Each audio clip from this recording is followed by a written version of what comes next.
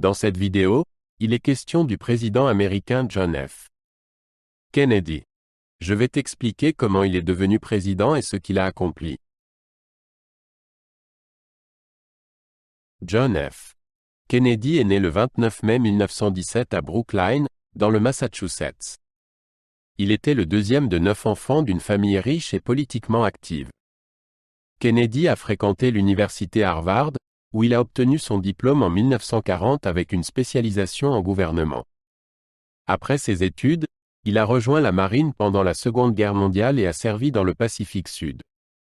Ses expériences militaires ont façonné ses opinions sur le leadership et le service public. Avant de devenir président, Kennedy a eu une carrière politique réussie.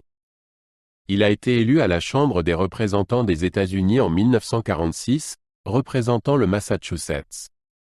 En 1952, il a remporté un siège au Sénat des États-Unis, où il s'est concentré sur des questions telles que le travail et la santé. Kennedy a attiré l'attention nationale grâce à son charisme et à ses discours percutants. Son expérience politique et son origine familiale l'ont aidé à obtenir la nomination démocrate à la présidence en 1960. John F. Kennedy a été investi en tant que 35e président des États-Unis le 20 janvier 1961. Il était le plus jeune président jamais élu à l'âge de 43 ans.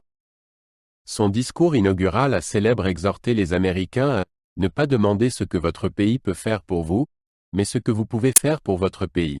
Sa présidence a commencé avec de grands espoirs de changement et de progrès. Kennedy visait à aborder des questions telles que les droits civiques, l'éducation et les relations internationales. La présidence de Kennedy a été marquée par des tensions durant la guerre froide. Il a fait face à des défis importants, notamment la menace d'une guerre nucléaire avec l'Union soviétique. L'un des événements les plus critiques a été la crise des missiles de Cuba en octobre 1962, lorsque les États-Unis ont découvert des missiles soviétiques à Cuba. Kennedy a réagi en imposant un blocus naval et en exigeant le retrait des missiles. Sa gestion prudente de la crise est créditée d'avoir empêché un conflit nucléaire potentiel. Pendant sa présidence, le mouvement des droits civiques a pris de l'ampleur.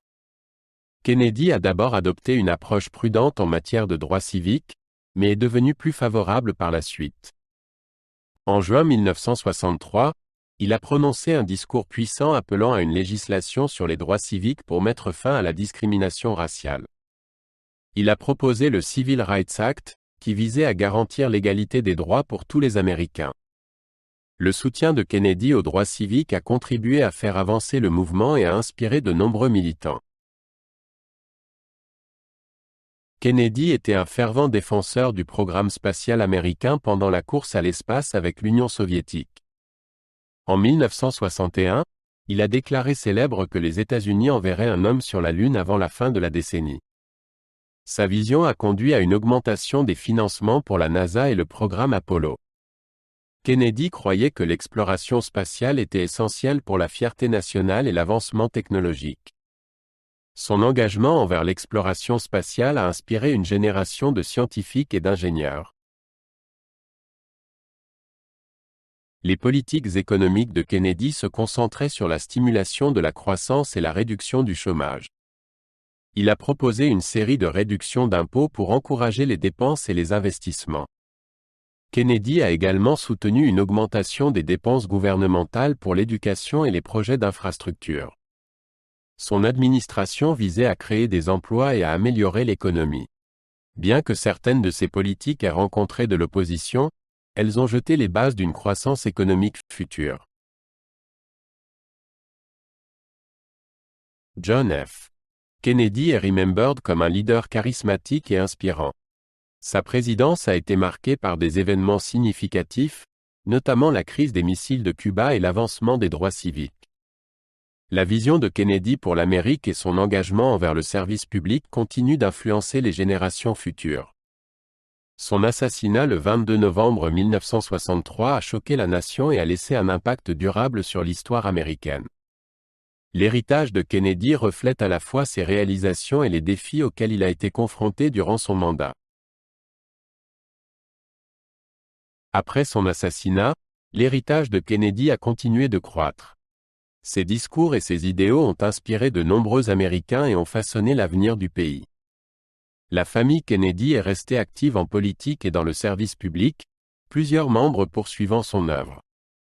Le Kennedy Center for the Performing Arts est la bibliothèque et le musée présidentiel John F. Kennedy ont été établis pour honorer ses contributions.